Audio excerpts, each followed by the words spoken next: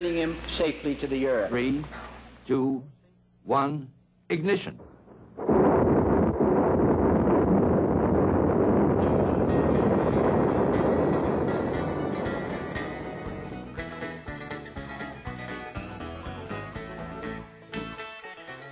I was getting a chance to meet Warren von Braun, you know, I'd just been in a program a few months, and I met Al Shepard, John Glenn. Man, I was riding high, and I was an astronaut, and he didn't know how to spell it. And he said in his broken English, he said, you know, you don't worry about how to get to the moon. He says, V will take care of that. He said, you think about what you're going to do when you get there. And then he went on to say, you know, you will probably someday be driving a car on the moon. Yes, sir, Dr. von Braun. Yes, sir. You know, yes, sir. And I was in fantasy land. I was in a science fiction world listening to this man. Anything he said was all right with me.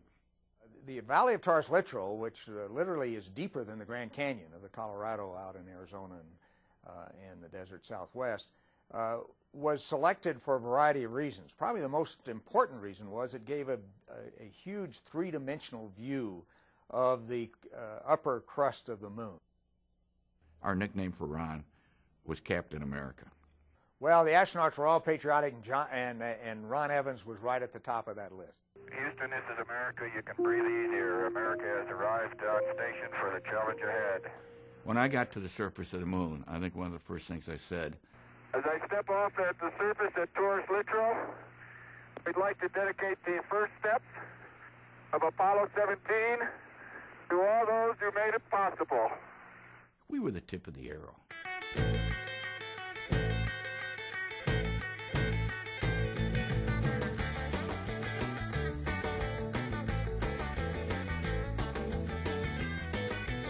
The problem with the F1 engine was that no one had ever built an engine of that size and that magnitude. And this was like an order of magnitude larger than anything we had been dealing with, which was the H1 engine used in the Saturn 1Bs.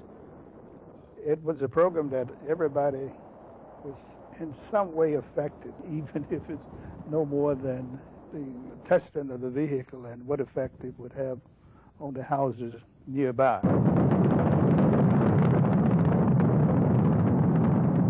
Well, the Haas played the role of retrieving the launch vehicle data, S1C, you know, S4B, launch, second burn, and providing that data to the engineers.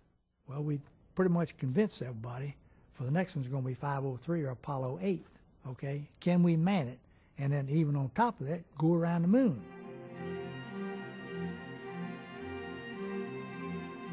The Saturn V, in terms of unexpected problems, literally had little or none. Performed flawlessly, right to the bitter end. And on Apollo 17, here again, how much confidence can you have in a vehicle like that? Now we're ready to launch at night? About 30 seconds with this flexing of the muscles of the Saturn V. The best analogy I can give you is it's like driving a car over, a truck over railroad ties. It's just a very heavy vibration that gradually is superseded very, very slowly by an increase in G level. And at 2 minutes and 45 seconds, we're at about 4 Gs in the Saturn V, which is a pretty good pull. But then at that point, the first stage engine shut off, you stage, and the second stage engines ignite. And you go from about 4 Gs to about a negative 1.5 Gs as the whole stack unloads briefly, and then to a plus 1.5 Gs, all in just slightly over a second. And that's probably the most dynamic part of the whole lunar mission.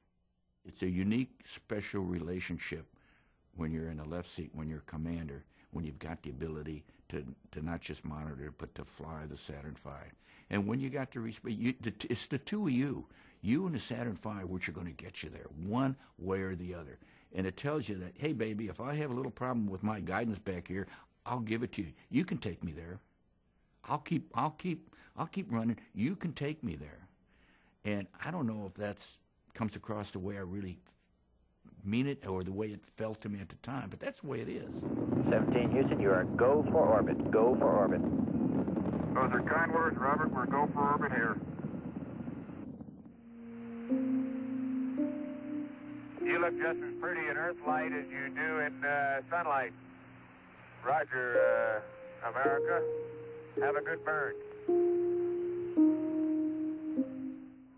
I was strolling on the moon one day in the merry, merry month of December. No, May's the month. May, that's right. So 350 pounds for this automobile that you want as big as possible on the lunar surface, and folding that in such a way that it could be carried in a small volume of 4x4x4, and then unfolding it on the lunar surface with little or no expenditure of energy and time on the part of the astronauts. That was the technical challenges that were involved.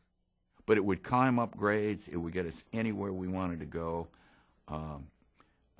I always, you know, coincidentally, when you cross a set of tire tracks, you'd always look both ways just by habit to see whether anything else was coming. Oh, hey, there is orange soil. Well, don't move it till I see it. It's all over. Orange. Don't move it till I see it. I've stirred it up with my feet. Hey, it is. I can see it from here. It's orange. Fantastic, sports fans. It's trench time. Jack, that is really orange. The value geologically of the rover was that it vastly extended our range of investigation. With the last 3 missions to the moon, we extended the time that we could stay on the moon significantly to where we could have 3 excursions instead of just long excursions rather than just 2 short ones. And indeed, we would not have discovered the orange soil or pyroclastic glass at Shorty Crater if we had not had the rover. We never would have gotten there. We'd never been out that far and had a chance to visit that point. And that orange soil has turned out to be probably the most significant scientific sample that was brought back from the moon. You all know that very significant discovery of some orange soil was made by Jack Schmidt. What he really doesn't know is that I had a little excess tang left over, and I dumped it out every time I went by. In spite of Ron's clumsiness with the tang, we have done something with your rockets and with your rover that is unique in the history of mankind. I think we can truly say that as a result of the Apollo exploration and the samples that we returned, and then we developed a first-order understanding of the origin and evolution of the moon. There's still a great deal of debate going on, but we can say that we have that kind of understanding. I'd like to just let what I believe history will record that America's challenge of today has forged man's destiny of tomorrow. Right away, Houston. Vector good. Ag thought. Good to see you. Good to have you all back up here. It's been a good trip. Man, that Challenger's a beautiful vehicle. Ron had his chance because he now was going to do a spacewalk to retrieve a lot of the film and the cameras and the recorded information of those experiments that he was conducting while he was in lunar orbit. I remember he was out there on that umbilical, and he waved at the television camera to his kids. He said, "Hey, John, how you doing? Hi, Jamie."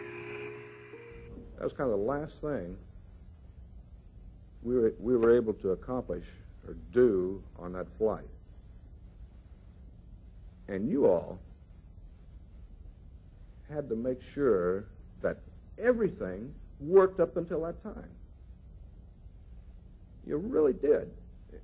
You had to get the booster off of the ground. You've got to make sure you get on the way to the moon. All of these parts and pieces and little bitty things have got to be working before I even had a chance to get out and say hi, hon, or what have you, and do this. And that's the part that I really want to thank you for. I'm not thanking you for me being able to get out there, but I'm thanking you from the standpoint of being Americans, being proud,